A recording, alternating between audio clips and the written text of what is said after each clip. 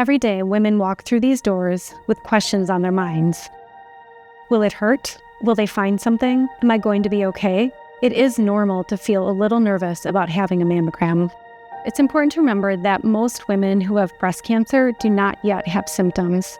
You can feel healthy and strong and be doing everything right for your health and still have breast cancer. We know that some women do delay getting their mammograms due to fears over discomfort or fears of what may be found. And we understand those concerns, and we want to work with women to make them feel comfortable. I'm going to have you come around here, and we're just going to go right in this room here. I'm going to be doing some pictures with you facing the machine and then some side pictures. I am going to be placing your breast on this plate, and this compression paddle will come down and hold it into place. The reason why we use compression is one is for motion, so we get clear images, and the second one is for spreading out the breast tissue so the radiologist can see everything that they need to see on your mammogram today.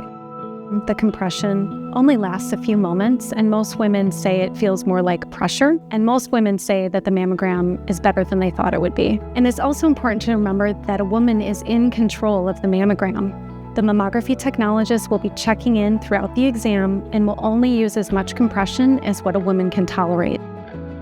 She will then obtain very high-quality mammogram images with the woman's comfort in mind, and then the images will be passed off to a team of specialized breast imaging physicians who will expertly interpret the images. Really what we're looking for on a mammogram is any change from last year. So if a woman has had a prior mammogram, that's very helpful because any change on the mammogram could potentially be breast cancer. For example, when I'm looking at the mammogram from this year, in the right breast, I do see an area that looks like a little bit more of a white spot than it was last year. And then once my attention is drawn to an area based on any change from last year, then I will go through and look at the 3D mammogram images. Breast cancer can show up as a developing white spot. So again, this draws my attention. It can show up as a mass. It can show up as a grouping of calcium deposits.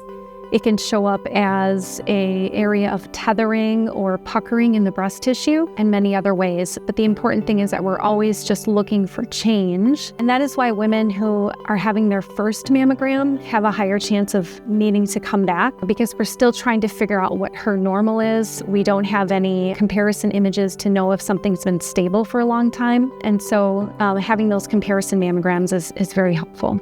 As far as the concern over what if something is found, the reality is 9 out of 10 women get good news after their screening mammogram. And of the 1 out of 10 women who find out that they get called back for a closer look, most of those women get good news as well after the closer look.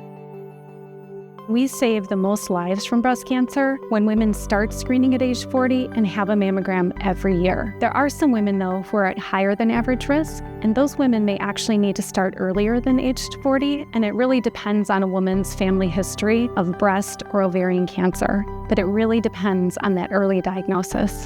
Since 1990, there has been a 40% decrease in breast cancer deaths, in large part due to screening mammograms.